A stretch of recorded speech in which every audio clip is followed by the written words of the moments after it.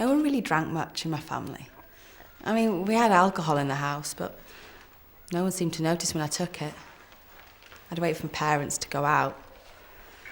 I loved the feeling that it gave me. There was always so much going on in my head, and alcohol seemed to slow it down. I felt safe staggering about in my home. I liked the feeling of not being in control. Hey mate, want to get us a bottle of vodka? I'm not sure I want to risk that, really. I'm sorry. There was alcoholism in my family, so there was always a lot of alcohol in the house. I never used to wait for the effect of the first can. I'd just open another one straight away and just down it. My pocket money was never enough to fund my drinking, so I'd steal as much as I could. I'd learned from a young age how to take advantage of people. Me and my mates would sit on the street corner with a bottle of cider. They'd have one between them, but I'd always have one to myself. I used to hate having to share my drink. Well, you're going to do it anyway. So I'd rather you do it here where I can keep an eye on you. At least I can say I know where my kid is. I mean, you're perfectly safe. You're not on streets causing trouble. It's just booze. Not like you're doing anything dangerous, is it? Like drugs.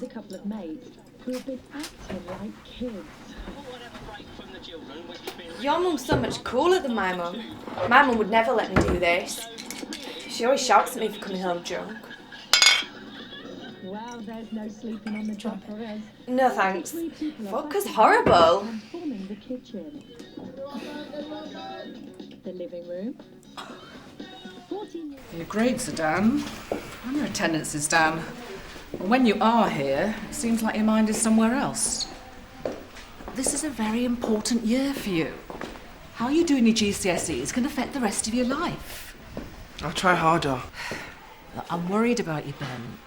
I know you've been through a lot, but you can't let it affect your schoolwork like this. I want you to go to the counsellor's office and make an appointment. I really think she can help you.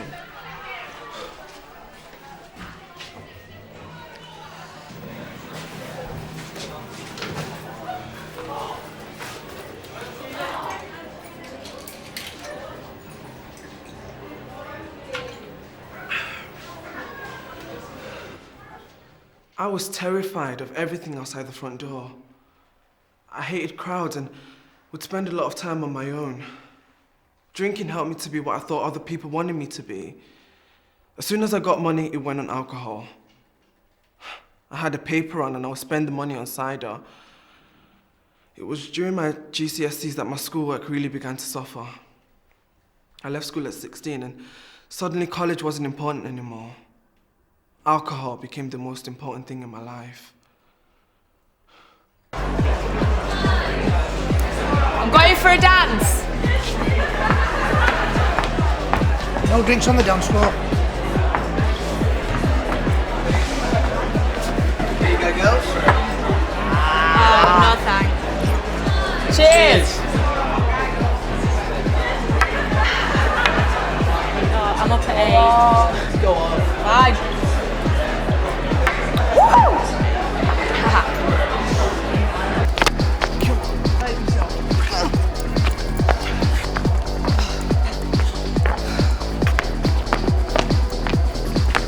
Taxi!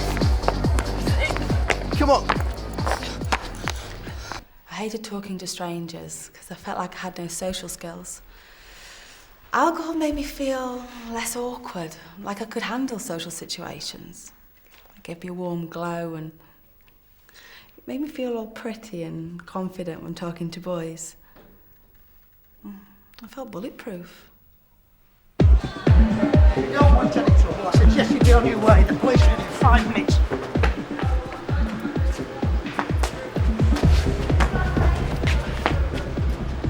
You think I'm scared of the police?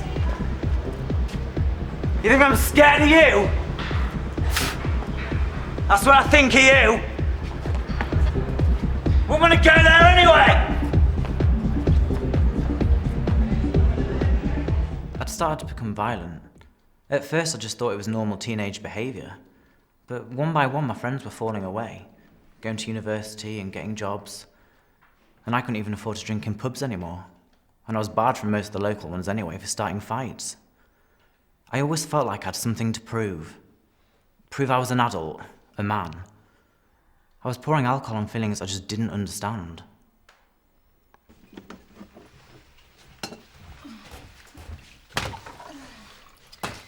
You must be feeling pretty bad after last night. Just a bit hungover. You mean you don't remember?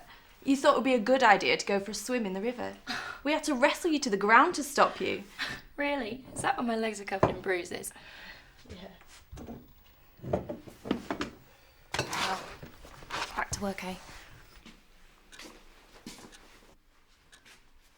Where have you been?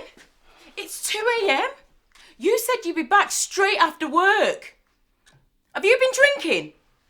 It's a Tuesday evening.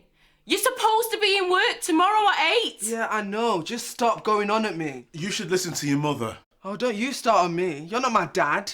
It's a good job your father's not here to see you in this state. What did you say? Who the hell do you think That's you are? enough, Ben! Get upstairs now and get some sleep. If you miss another day of work, you're gonna get fired, and I can't afford to keep you. I would drink anything I could get my hands on. The stuff that was left at the back of the cupboard that nobody else would touch. I started to wake up in strange places with no idea how I got there. I'd be covered in cuts and bruises. I know my mum was worried sick. I was in this club the other night and I can't believe I actually did. I properly cracked my knee. I was stood in this chair and I thought it was such a good idea to jump on this chair and take the photograph, to get like a really nice picture of everyone up there. Jumped on the chair and the chair went flying behind me down the stairs and I went flying forward. I had to throw the camera to my friend and I've cracked my knee and it is so sore. Such an idiot. I just don't want us to drink when you talk so much. We've only got one bottle left. It's okay. I've got another one upstairs and well, the shops are open 24 hours now, and I don't mind going if we need some more.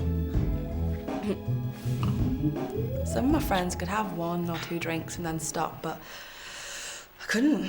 I always had to turn it into a bender. And that's when I started to get the blackouts. At first it was just a couple of hours, and then it was whole evenings and whole days. And then I'd wake up the next morning feeling so disappointed in myself for how much I'd drunk the night before. I was so afraid of how I was going to end up.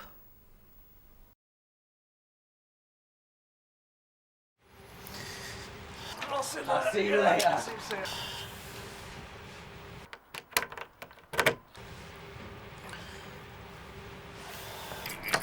Get off!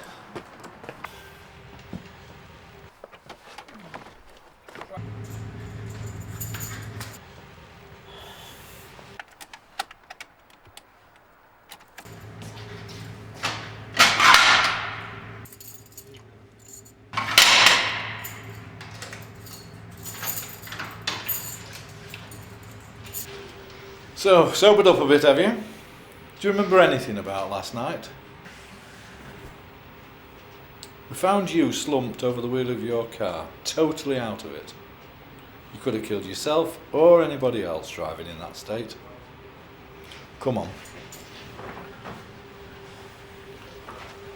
I thought that getting a car might help stop me drinking, but it didn't. Getting a blackout was always the aim for me. I just didn't want to be here.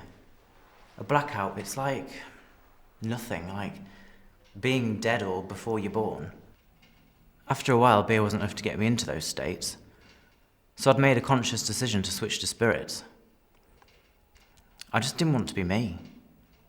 I'd wanted oblivion.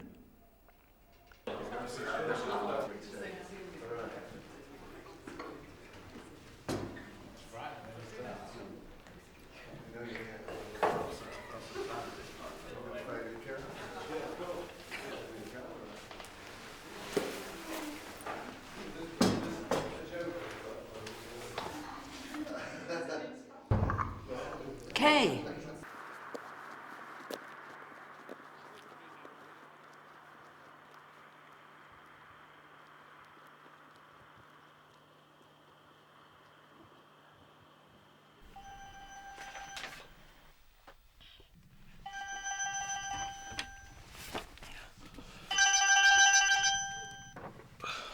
Yeah? You were supposed to be here 2 hours ago. I know, my alarm didn't go off. I'll be there in like... I checked your desk. I know you've been drinking at work. Customers have been complaining about the smell of alcohol. I don't want you back here, but if you want some advice, sort yourself out before you end up in the gutter.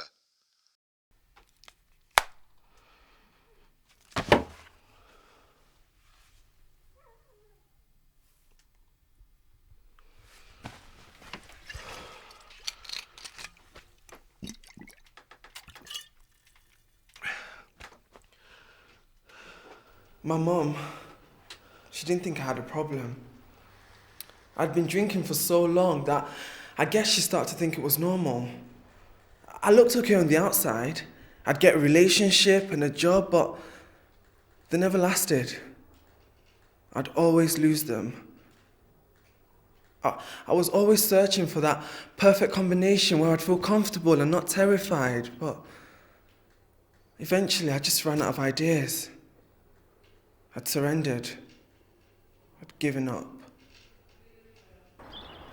First, it all seemed like a bit of fun, but I knew exactly where I was heading.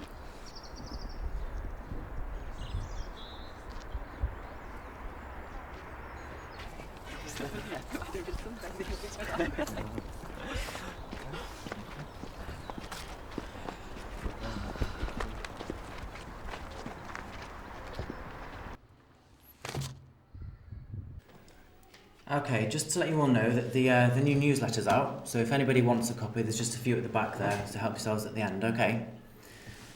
Right, today's topic is Journey to AA. What I'll do, I'll start you off with my experience, then I'll open the discussion up to the group. Right, well, before I came here, I didn't feel like I wanted any help, but there was something deep down inside asking for help.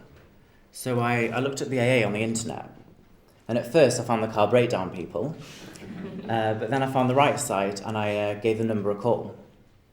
Now, before I came here, I didn't really know what to expect, but I was surprised at how normal all the other members seemed, and I was shocked at how strangers could be so honest with each other. But then I realised it was so much more easy than being honest with your friends and your family. Alcoholics Anonymous has taught me how to express feelings that I used to take out in a rage. First time I phoned the AA, I was expecting to be told to stop wasting their time and that they had people with real problems to help. But they didn't. The woman I spoke to says it was like that for her too. We met up the next night and she brought me here. I always thought I was too young, posh and female for Alcoholics Anonymous, but, well, I look around and there's people from all walks of life and I realise I was wrong. Alcoholics Anonymous is for everyone. And now, it's like I'm a new person. And I can help other people that are in the same place that I was. And that's what keeps me sober. Alcoholics Anonymous has helped me develop a new life. Like last week, my cousin had a baby and I was there at the hospital. And when I held that newborn baby in my arms, I thought, I couldn't have done this without the AA. You know, without the fellowship, I wouldn't be here. Alcoholics Anonymous has helped me realise that I can live without alcohol. I was in the hospital. I tried to kill myself. I found a leaflet that talked about the AA. I took it into the toilets to read it so no one doesn't see me. As I was reading it, I caught my reflection in the mirror. I hated what I saw. I thought maybe Alcoholics Anonymous could change me, could make me like what I saw, and that's why I called them. The first meeting I went to, the speaker's story was so much like mine. I almost thought someone had told him what to say. After the first meeting, I got a sponsor who would talk to me every night. Whenever I feel the urge to have a drink, I phone my sponsor. I can tell them anything. It helps to know that I've got no secrets to take to the grave. At first, I thought it was just about going to meetings, but it's not. It's about sharing your life with other people. Now I'm finding out who I really am after years of thinking, this isn't me.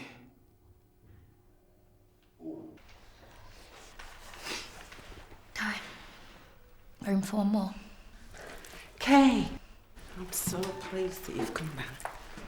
So glad to see you. Sit down. You're in the right place.